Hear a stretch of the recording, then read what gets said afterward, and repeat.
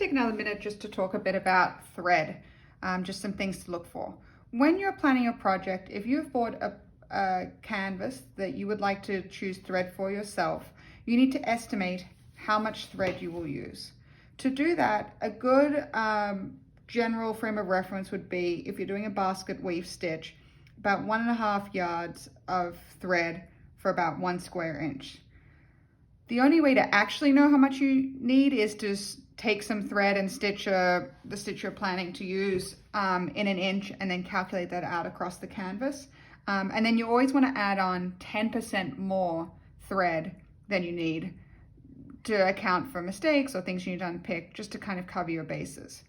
When you're looking at thread and buying thread for your canvas, you definitely need to take a look at the calculated enough first, and then look at the information provided on the label.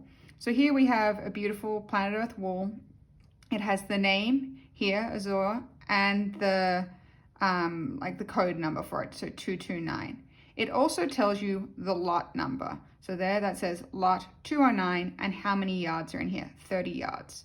On this one here, this is a beautiful vineyard silk thread. It tells you the name of it, Limoges, the code for it, C88, and then the lot number, 348. If you're working on a large canvas, I strongly recommend keeping this information, either typing it out or writing it out, because if you run out of thread and you need to buy more, you need to make sure you're buying from the same lot number. The lot number means that's what it was dyed in the same batch.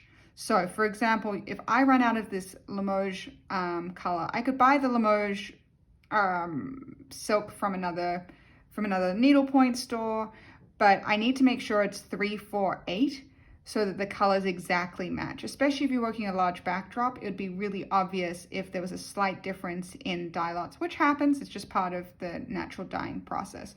So look for those on your different threads. Here you can see this is Satsuma. This is a lovely Tilly Thomas Essentials. That's the number for the thread, and that's the lot number, 909. So make sure you keep that information written down somewhere, or keep the tag, so if you need to buy more thread, you can get it easily. Another thing to know about thread is it comes in different ways. This, for example, is a Persian tapestry wool thread. This is 3-ply, Persian wool is 3-ply, meaning you can divide it. So some designs will talk about dividing a thread, and that's what this means. So that gives you a little bit less coverage depending on the size of the canvas you're using. So for this, if you were using it on like a 10 mesh canvas, you could probably use it as one piece.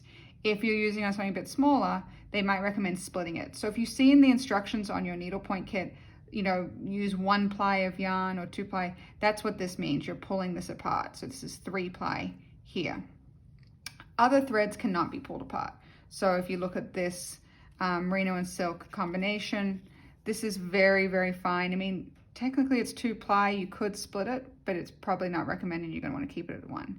You can double up the thread as well if you need more coverage. So for example, this might be too thin for a 13 mesh canvas, but on an 18, if you doubled it up, meaning you use two pieces of it in your needle, that might give you adequate coverage. So when you're looking for threads on your own, if you have a kit that hasn't been kitted, make sure you're paying attention to what size the canvas is, what's recommended in terms of wool. So when you go to your needlepoint store to buy, or if you're looking online to buy your thread, you're getting the right kind of thread that will cover what you're doing.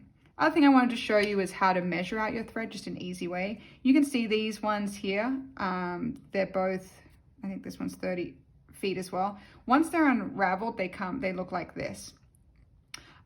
Just as an easy way to measure, I like this length for a project. So I will cut a piece there at the beginning and there at the end. When I'm done though, to keep it neat, just in case you're wondering how to get it back into form, you have your fingers in each end, and you're just twisting them in opposite directions until it gets tight again.